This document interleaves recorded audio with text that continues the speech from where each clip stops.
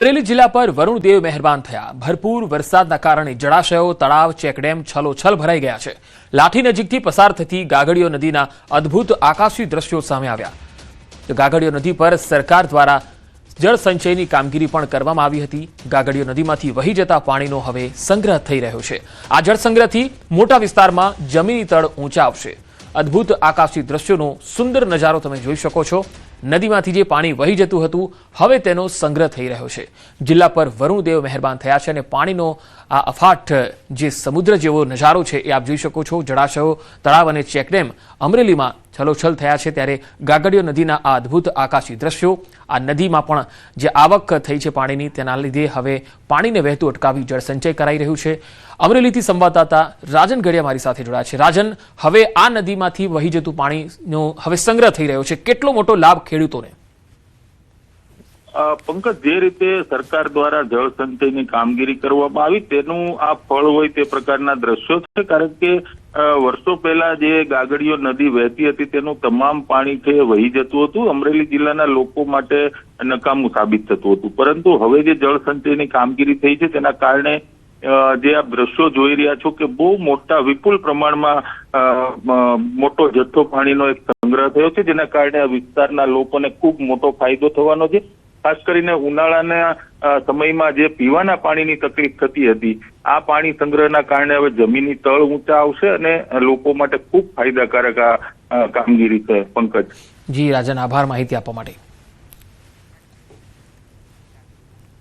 સુરતમાં ખાડી પૂરના પાણી ઓસર્યા બાદ હવે લોકોમાં ભારે આક્રોશ છે।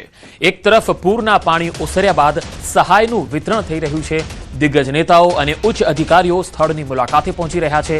કેશડોલ સહિતની સહાયનું વિતરણ થઈ રહ્યું છે, ત્યારે બીજી તરફ અલગ જ દ્રશ્યો પણ દેખાયા। પાંડેસરાના વોર્ડ નંબર 28માં મુલાકાતે પહોંચેલા ઉધનાના ધારાસભ્ય મનુ પટેલનો સ્થાનિકોએ ઉગ્ર વિરોધ કર્યો।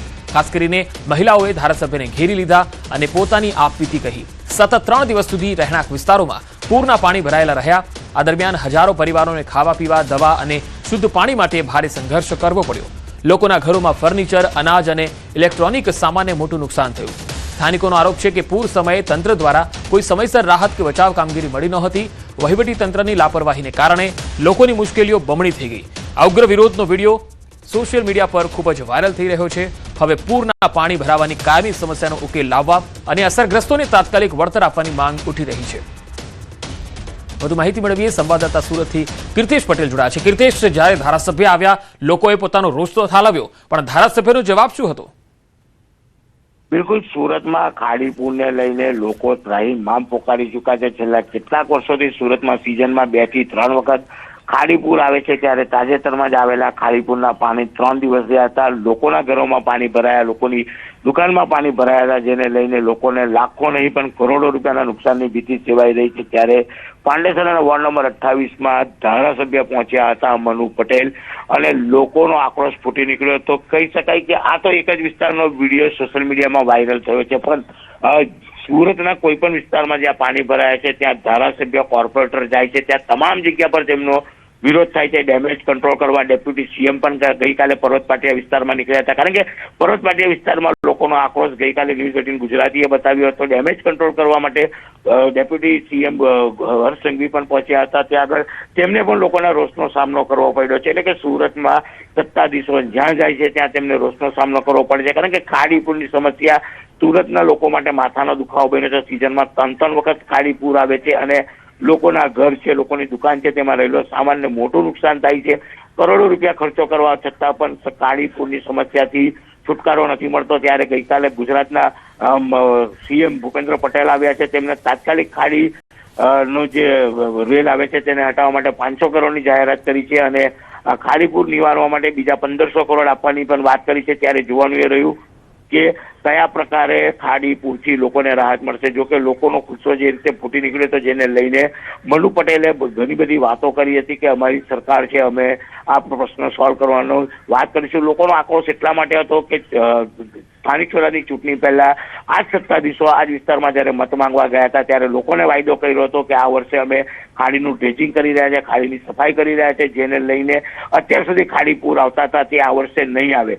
આ જ વાયદા તેમને મોંઘા પડ્યા છે અને ખાડી પૂર દર વર્ષે આવે તેના કરતાં વધુ અને બમણું પાણી આવ્યું છે, જેને લઈને લોકોનો આક્રોશ ફૂટી નીકળ્યો હતો. કારણ કે અત્યાર સુધી તો પાણી આવતા હતા તો ઘરોમાં 1 કે 2 ફૂટ હતા, પણ આ વર્ષે 5 અને 7 ફૂટ પાણી આવતા લોકોએ પાણી આવતા જે સામાન ઉપર ચડાવ્યો હતો તે સામાન પણ બગડી ગયો છે, જેને લઈને લોકોનો આક્રોશ ફૂટી નીકળ્યો અને આક્રોશનો ભોગ નગર સેવકોથી લઈ ધારાસભ્ય તમામે લોકોનો સામનો કરવો પડી રહ્યો છે. જી કીર્તેશ, આભાર માહિતી આપવા માટે. સુરતમાં મૃત્યુનો આંકડો 41 પર પહોંચી ગયો છે. પૂરમાં તણાઈ ગયેલા વધુ લોકોની લાશ મળી આવતા અરેરાટી વ્યાપી ગઈ.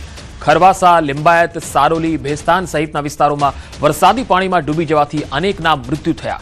તંત્રની લાપરવાહી બની રહી છે આફતના આંસુ. 41 પરિવારોમાં માતમ જોવા મળ્યો. સોમવારે 3ના કરંટથી મોત નીપજ્યા હતા. મંગળવારે કરંટ ડૂબવા સહિતની ઘટનામાં 9ના મોત થયા. બુધવારે વિવિધ ઘટનાઓમાં 15 લોકોના મૃત્યુ થયા તો ગુરુવારે ડૂબવાથી 13 લોકોના મોતનો સમાવેશ થાય છે. તો સુરતમાં પૂરની પરિસ્થિતિ આવી તેમાં અત્યાર સુધી કુલ આંકડો 41 પર પહોંચ્યો છે. મૃત્યુઆંક 41 થયો છે. પૂરમાં તણાઈ ગયેલા વધુ લોકોની લાશ મળી રહી છે.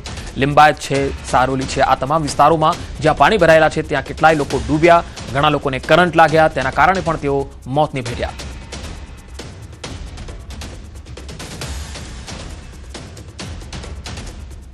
સુરતમાં અતિભારે વરસાદ અને જળ સંકટના કારણે ઘરવિહોણા બનેલા પરિવારોને રાહત પહોંચાડવા રાજ્ય સરકાર અને સુરત પોલીસ દ્વારા માનવતાભર્યું પગલું ભરવામાં આવ્યું. નાયબ મુખ્યમંત્રીની સંવેદનશીલ અપીલને અનુસરી ડિંડોલી વિસ્તારમાં આવેલા આશ્રયગૃહમાં રહેતા અસરગ્રસ્ત નાગરિકોને નવા કપડાનું વિતરણ કરવામાં આવ્યું. નાયબ મુખ્યમંત્રી જ્યારે ડિંડોલી વિસ્તારમાં અસરગ્રસ્તોની મુલાકાતે પહોંચ્યા ત્યારે તેમણે આશ્રયગૃહમાં રહેતા લોકોને જરૂરી કપડાં ઉપલબ્ધ કરાવવા માટે સૂચન કર્યા. આ સૂચનને સુરત પોલીસે તાત્કાલિક અમલમાં મૂકતા દરેક અસરગ્રસ્ત વ્યક્તિને 2 જોડી નવા કપડાં આપવામાં આવ્યા. આ રાહત કામગીરીથી ઘરવિહોણા બનેલા પરિવારોમાં ખુશીનો માહોલ જોવા મળ્યો. કપડાં પ્રાપ્ત કર્યા બાદ લાભાર્થીઓએ રાજ્ય સરકાર, નાયબ મુખ્યમંત્રી અને સુરત પોલીસનો આભાર વ્યક્ત કર્યો. ડિંડોલી પોલીસની આ માનવતાભરી કામગીરીને સ્થાનિક લોકો દ્વારા પણ સરાહના મળી રહી છે.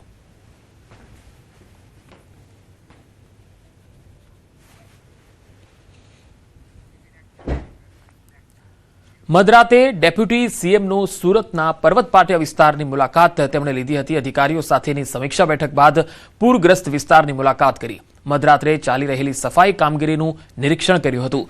પાણી ઉતરેલા વિસ્તારોમાં તાત્કાલિક સફાઈ પૂરી કરવા સૂચનાઓ આપી. અસરગ્રસ્તોને ઝડપથી ઘરોમાં પરત ફરી શકે તેવી સુવિધા ઊભી કરવાના આદેશ કર્યા. રાત્રે 12 વાગ્યા બાદ ફરી પર્વત પાટિયા વિસ્તારમાં પહોંચીને પરિસ્થિતિનો તાગ મેળવ્યો.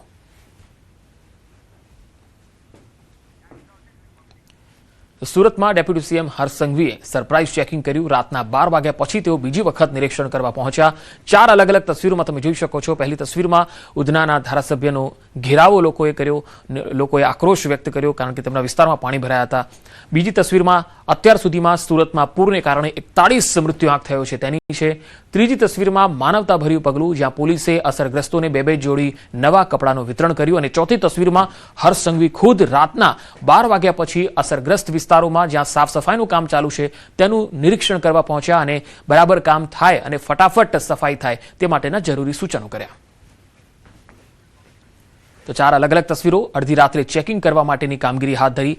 ડેપ્યુટી સીએમ હર્ષ સંઘવી સાથે અધિકારીઓ પણ ઉપસ્થિત રહ્યા. અહીંયા સફાઈ કર્મચારીઓ આખી રાત સફાઈ કરતા જોવા મળ્યા અને જે વિસ્તારોમાં કાદવ કીચડનું સામ્રાજ્ય છે, જ્યાં પાણી ઉતરવાની શરૂઆત થઈ છે, એવા વિસ્તારોમાં સફાઈની કામગીરી ઝડપથી કરવામાં આવી રહી છે જેથી તરત જનજીવન છે એ પાટા પર લાવી શકાય. પાણી ઉતરતા સફાઈની કામગીરી યુદ્ધના ધોરણે થઈ રહી છે. તો સુરતમાં મૃત્યુઆંક 41 પર થઈ ગયો છે.